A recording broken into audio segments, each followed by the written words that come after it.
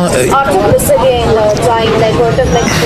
մեզ համար բարդ է։ Այո, մենք տեղում էինք եւ այստեղ երևի անունների փոփոխում տեղի ունենան, որովհետեւ դատարանը դատարան չի, դատավորը դատավոր չի։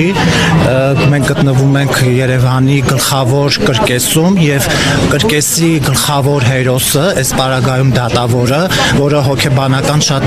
ծանր վիճակում էր հայտնվել, երբ որ փաստաբանը ասաց դուք արդարացրել եք մարդասպանին։ Ինքը գլուխը կախեց եւ վատ զգաց այդ հանգամանքից, իսկ Նարեկ Մալյանը, որը Սա կոնկրետ խոսքի ազատության ոտնահարում է, նաև այն պարագայում, որ տեսեք լինելու են հաջորդ, կիրառվելու է հաջորդ մարդկանց վրա, այն դատարանները եւ դատավորները, որոնք փորձելու են արդարացի որոշումներ կայացնեն, սա ոտնահարելու է հենց կոնկրետ այն անձանց, որոնք փորձվելու հակառակը, Նիկոլին դեմ որևէ բան։ Իսկ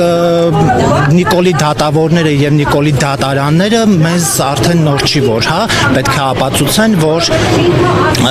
այս ամեն ինչը պետք է տանի հանուն արդարության, ոչ արդարություն կա, ոչ ազատություն կա։ Սա